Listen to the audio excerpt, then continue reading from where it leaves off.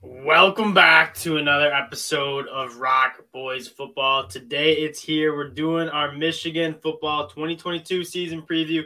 As many of you guys know who are friends of the channel, this is our team. We're very excited to get into it.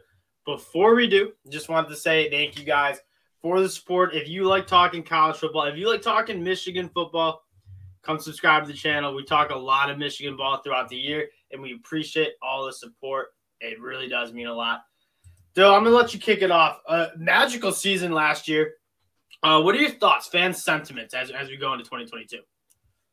I think the overarching theme in my mind is if we're going to get better than we were last year, which will admittedly be very hard, the only chance if J.J. McCarthy is playing at quarterback and has Deshaun Watson type players, one of those elite college quarterbacks who brought up a team on their back. Let's just jump right into it then, because that is one of the most contested and most widely talked about topics heading into Michigan is QB1. It is hard to bench Cade McNamara after he led you to a Big Ten championship game and a college football playoff appearance, both first under Jim Harbaugh's tenure. That being said, when you saw JJ on the field, the ceiling is way higher. And you know what you get with Cade. You're going to get a reliable quarterback who doesn't turn the ball over. But if we want to bang with teams like Georgia, Alabama, and consistently win Big Ten championships, I do also think JJ is kind of the move. No, and the thing is everywhere else, it's a real, like the offense, I think, if they let JJ go, is going to be real, like as good as you've seen a Michigan offense in probably 10 years. Maybe since, like, I think it should be better than what it was with Denard Robinson when it was really good in those years. That's what you're looking at talent-wise, I think. And also one other thing, obviously we know J.J. McCarthy's arm talent is special, but he's also a phenomenal athlete. And yeah, I don't want him taking too many hits, but when we run those read options, which we do a lot of, having a threat of a quarterback to keep that ball and pull it is huge. And you see when he's in there, just the mere threat of his speed, it plays a factor. DNs don't crash as hard. So what I want to do is, I think we're both on board with the J.J. McCarthy as QB1 train. Let's take a look at these wide receivers because the class is absolutely loaded. You're running 6 deep. You got 6 guys who would start on most college football teams, I think. Who are you looking for to lead the team in yards this year? Connie, give me your top 3. I think it's got to be Cornelius, Angelo Anthony, Ronnie Bell. I think those are – what you saw from Angelo Anthony last year makes me think you can't not start him because he like that play against Michigan State and what he did in that game, that just, I think, demonstrates that he's that athlete that can be at a different level. And I love Cornelius Johnson, super solid player, but I don't think he's got the ceiling that an Angelo Anthony has. And Ronnie Bell, he's just like a heart and soul guy. You just gotta love Ronnie Bell if you're a Michigan fan. I think if you're a Michigan fan, you love what you made the point about Angelo. I completely agree with. He is like a first round wide receiver talent. His movement skills, his ball skills, how fluid he looks running his routes, the separation, and then the burners, which you saw against Michigan State. Like he's the whole package. I quite frankly thought he should have played more.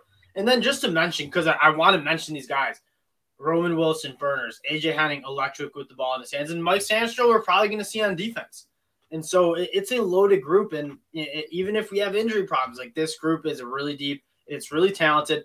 And one other guy you got to mention who I don't think is getting enough love, he's an All-American level player, is Eric Gall. He is putting it together. Last year, he really put it together. His first 2 years, like this kid's going to be special if he can just consistently catch the football. Catch the ball, yeah.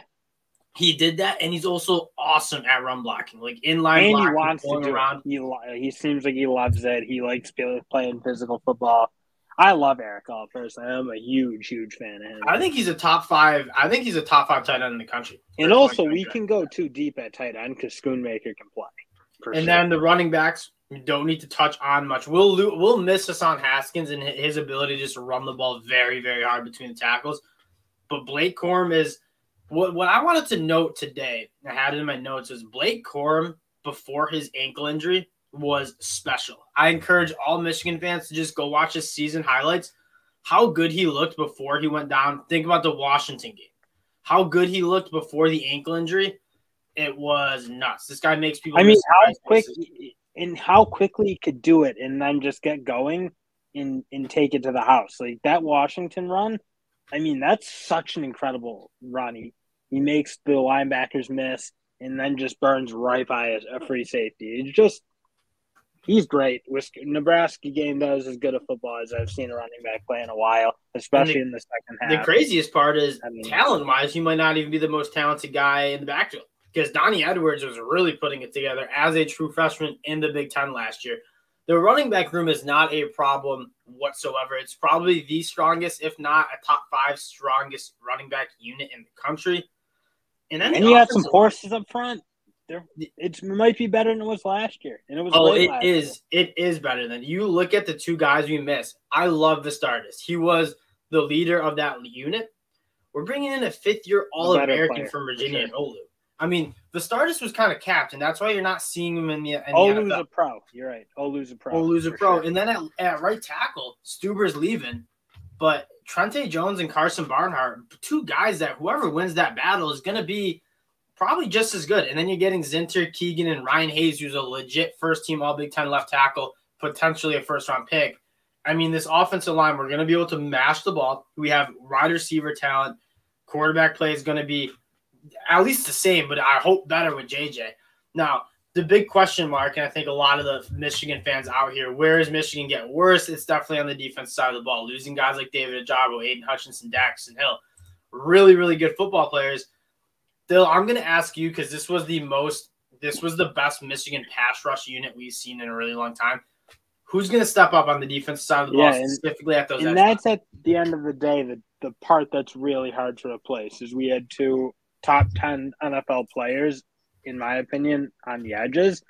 Now, I think I don't know. At the end of the day, probably going to need to rely on a little more creativity on defense, a little more blitzing. I do like Mike Morris, Taylor Upshaw, and Jalen Harrell. I'm confident in all 3 of them. I thought Jalen Harrell played a little sparingly, but looked really good in the run.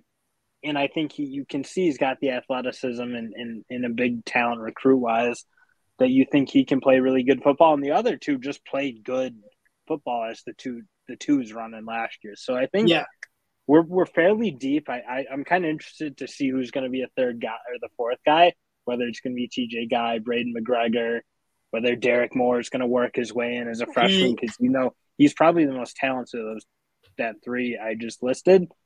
But I don't know. I think that might be a unit that has to get a little more creative, possibly, because it's so hard to replace. If you're looking to be optimistic about this Michigan defense, their 2nd year under, I know Mike McDonald left, but Jesse Minter's running the same defense that Mike McDonald ran. And Michigan's biggest flaw on defense was we just didn't know what's happening sometimes. I mean, you had multiple guys looking to the sideline for the play call as the snap was happening, or guys Aiden Hutchinson trying to work over to the strong side of the formation. And the snap was happening. We even have a touchdown against Michigan State because of that. Inexcusable mistakes because they're going from such a vanilla man cover scheme under Don Brown to a really relatively complicated Mike McDonald scheme. The 2nd year under the scheme, the guys have been in it for 2 years. Hopefully they cut down on those mistakes and kind of make it happen. But I do agree. I think at the end of the day, if we want to create the pressure and the havoc that we did against Ohio State, we're going to need to lean towards some more exotic blitz packages. Also, hopefully Mozzie Smith can kind of develop into being a real – and he played great football last year. I kind of thought he was going to go to the draft. He's better than Hinton. So getting him back – well, yeah, of course you saw that. I mean, Hinton was a loss, but at the end of the day, he went undrafted, and there's a reason that he went undrafted. He was a good player, not an irreplaceable pro or anything. Not like the 2 guys we lost on the edge. Those guys are different level. Rayshawn Benny, George Rooks, we have some guys. Really good. We got a big transfer who I think is a little undersized, but a great athlete. And he had a lot of sacks at UCF, so I'm hoping he can give us a little more than maybe the tandem we had last year with Hinton and Mozzie. Those were 2 big, more prototypical, not great pass rushers, although Mozzie Smith was solid. So I'm hoping we get a little more athletic inside. Maybe get a little more pressure using it. I think we're a little bit deeper at that position too, which is really important. So let's look at the linebackers. The defensive line it's hard to argue that they're getting better. I think every other unit is going to get better. Starting with the linebackers, Junior Colson,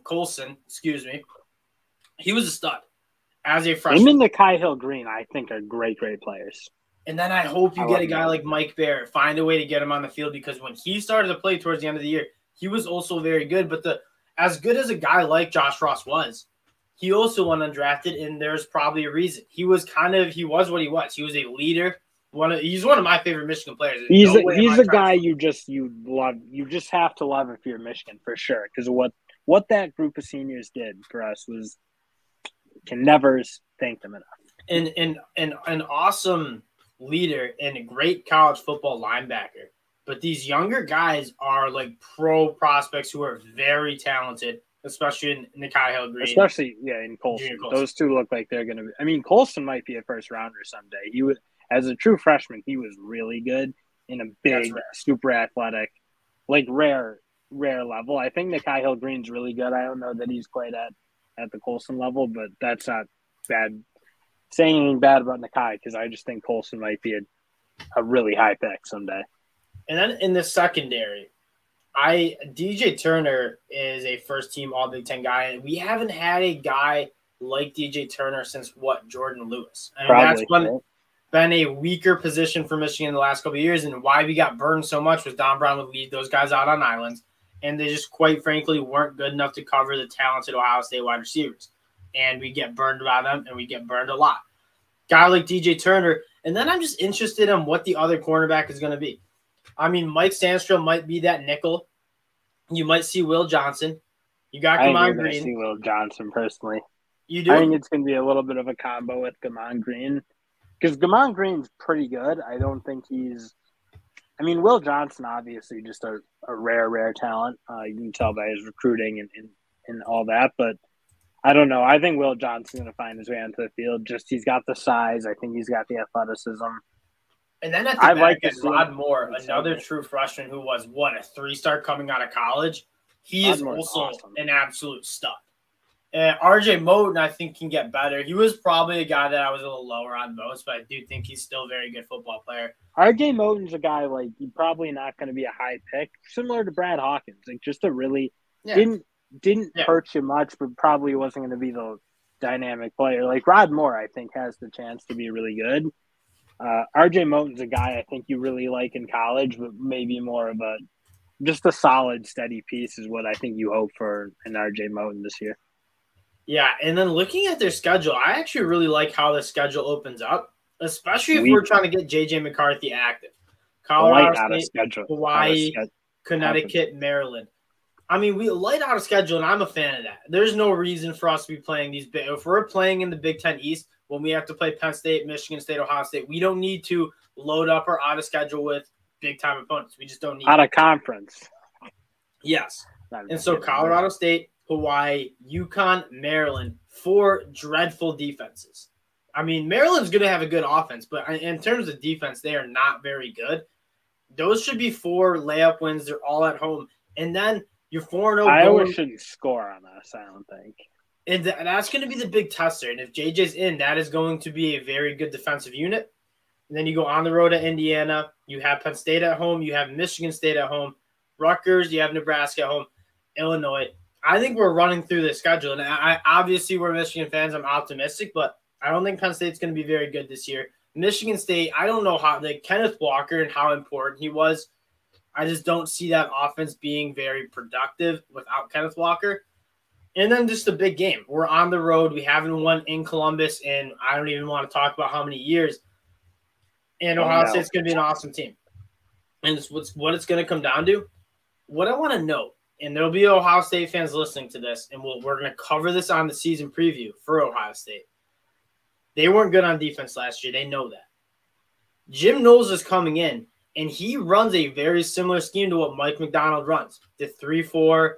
They do a lot. Jim Knowles asks his players to do a lot. And he had an awesome defense at Oklahoma State. But it took him 4 years.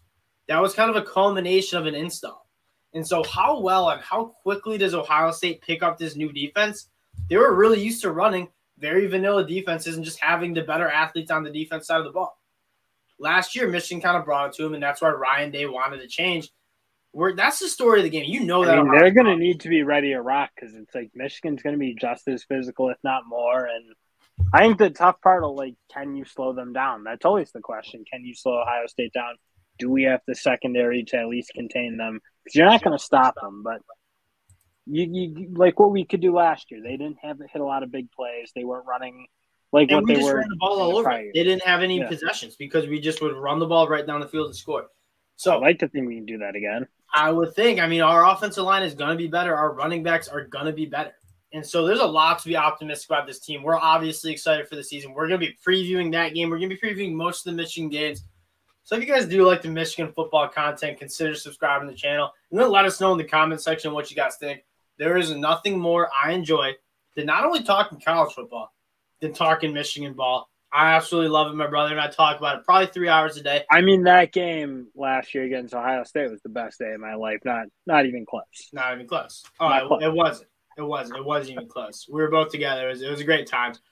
But we appreciate you guys hanging out, listening to the preview. And if you guys do like the content, just consider subscribing to the channel. We appreciate it. We'll talk.